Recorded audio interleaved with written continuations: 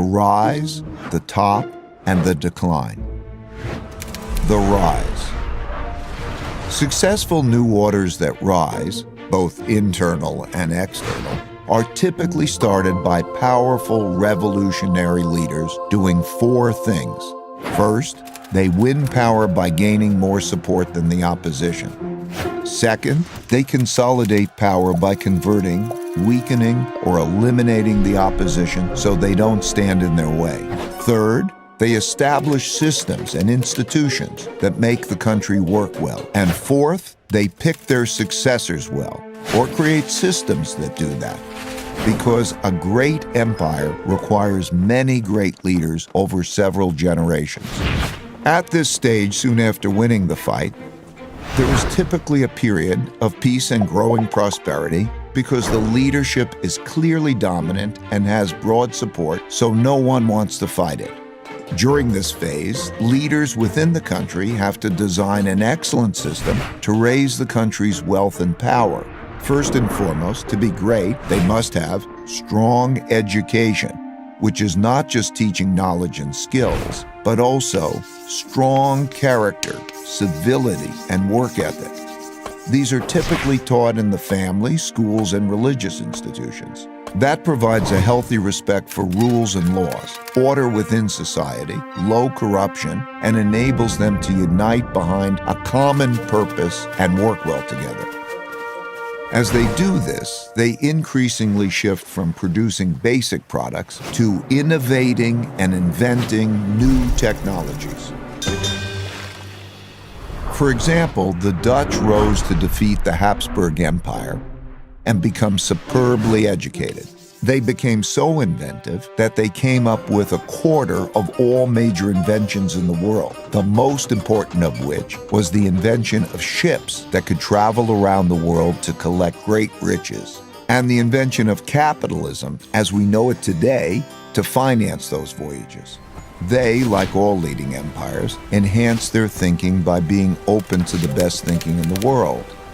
As a result, the people in the country become more productive and more competitive in world markets, which shows up in their growing economic output and rising share of world trade.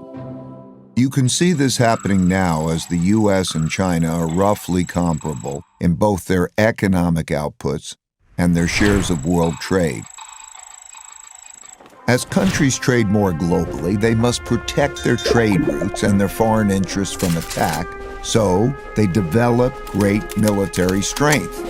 If done well, this virtuous cycle leads to strong income growth, which can be used to finance investments in education, infrastructure, and research and development.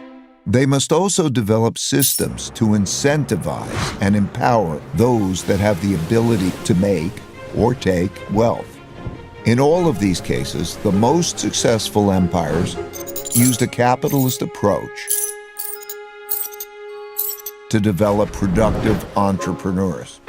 Even China, which is run by the Chinese Communist Party, used a form of this capitalist approach.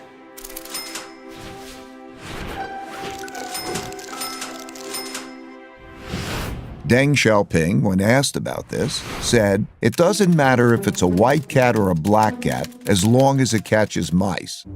And it's glorious to be rich." To do this well, they must develop their capital markets.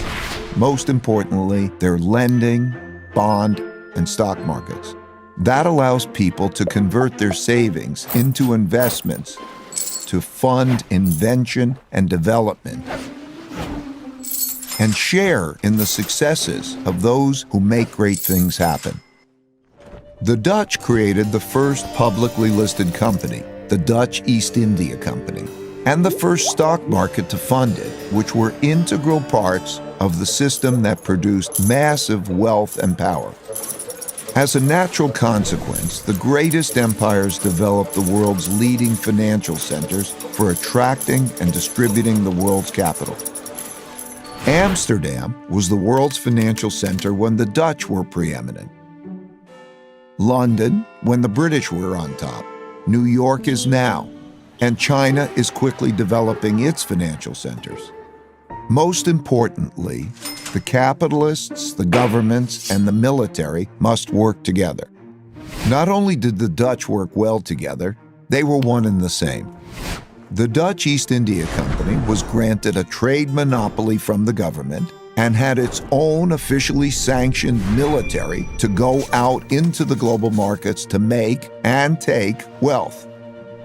The British followed with the British East India Company and had a similar coordination of their government, business, and military operations. The U.S. military-industrial complex followed suit, as does the Chinese system today. As the country becomes the largest international trading empire, its transactions can be paid with its currency, making it the preferred global medium of exchange. And because their currency is so widely accepted and frequently used, people around the world want to save in it, making it the preferred storehold of wealth, and thus the world's leading reserve currency. The guilder was the world's main reserve currency when the Dutch led world trade, the pound was when the British led, and the dollar has been since the U.S. led. Naturally, China's currency is increasingly being used as a reserve currency. Having a reserve currency enables the empire to borrow more than other countries. That advantage is huge.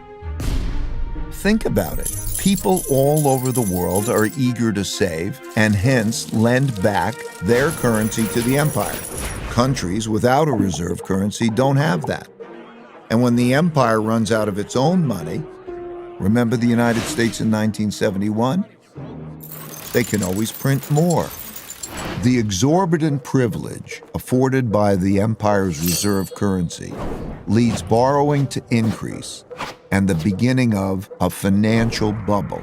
This series of cause and effect relationships leading to mutually supportive financial, political, and military powers, bolstered by the borrowing power of a reserve currency, have gone together since history began to be recorded.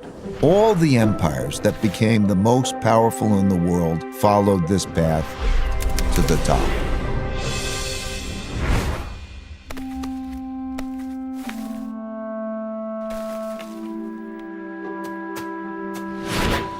While in the top phase, most of these strengths are sustained, embedded within the fruits of their success are the seeds of their decline.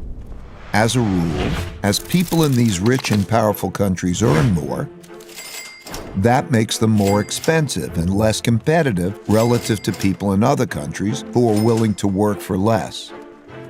At the same time, people in other countries naturally copy the methods and technologies of the leading power, which further reduces the leading power's competitiveness. For example, British shipbuilders had less expensive workers than Dutch shipbuilders. So they hired Dutch designers to design better ships that were built by less expensive British workers, making them more competitive, which led the British to rise and the Dutch to decline. Also, as people become richer, they tend not to work as hard. They enjoy more leisure, pursue the finer and less productive things in life, and at the extreme become decadent. Values change from generation to generation during the rise to the top, from those who had to fight to achieve wealth and power to those who inherited it. They're less battle-hardened, steeped in luxuries, and accustomed to the easy life, which makes them more vulnerable to challenges. The golden era of the Dutch Empire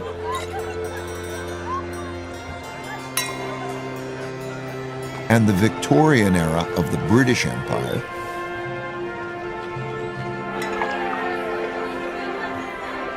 were such high prosperity periods like this. As people get used to doing well, they increase